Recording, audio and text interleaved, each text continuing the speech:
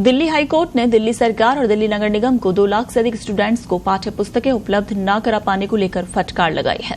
High court ने कहा कि दिल्ली सरकार की दिलचस्पी सिर्फ सत्ता में बने रहने की है और गिरफ्तारी के बावजूद इस्तीफा न देकर अरविंद केजरीवाल ने राष्ट्रीय हित के ऊपर निजी हित को प्राथमिकता दी है। कार्यवाहक मुख्य न्यायाधीश जस्टिस मनमोहन और जस्टिस मनमीत प्रीतम सिंह अरोड़ा ने एक जनहित याचिका पर सुनवाई करते हुए ये तीखी टिप्पणी की।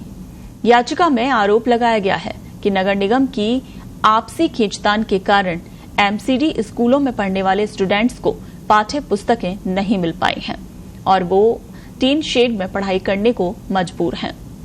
कार्यवाहक मुख्य न्यायाधीश जस्टिस मनमोहन ने शहरी विकास मंत्री सौरभ भारद्वाज पर भी टिप्पणी करते हुए कहा कि उन्होंने छात्रों की दुर्दशा पर आंखें मूंद ली हैं और घड़ियाली आंसू बहा रहे हैं।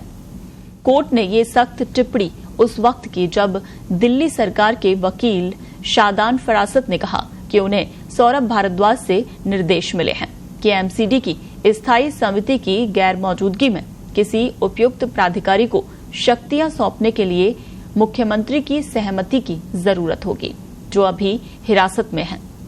हाईकोर्ट ने अपनी टिप्पणी में कहा कि दिल्ली सरकार को इस बात की जरा भी चिंता नहीं है कि छात्र स्कूल नहीं जा रहे हैं या उनके पास किताबें नहीं हैं। आपकी दिलचस्पी सिर्फ सत्ता में है। कोर्ट ने कहा कि यहां सत्ता का अहंकार चरम पर है। दिल्ली सरकार की दलील पर एक्टिंग सीजे मनमोहन ने कहा कि इसका मतलब ये नहीं कि छात्रों को पाठ्य पुस्तकों के बिना पढ़ने के लिए छोड़ दिया जाए। कोर्ट ने टिप्पणी की कि आपने कहा है कि मुख्यमंत्री की हिरासत में होने के बावजूद सरकार चलती रहेगी।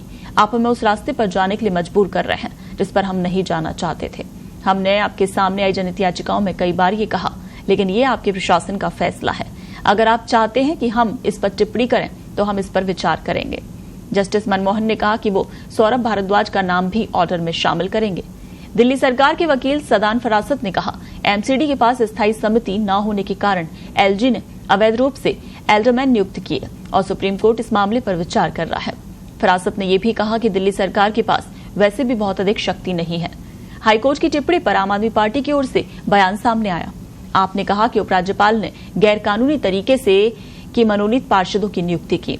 एलजी की ओर से गैरकानूनी तरीका अपनाने की वजह से एमसीडी की स्टैंडिंग कमेटी नहीं बनी है।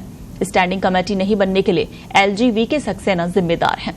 स्टैंडिंग कमेटी न बनने की वजह से ही एमसीडी का काम रुका है। ये मामला सुप्रीम कोर्ट में विचाराधीन है।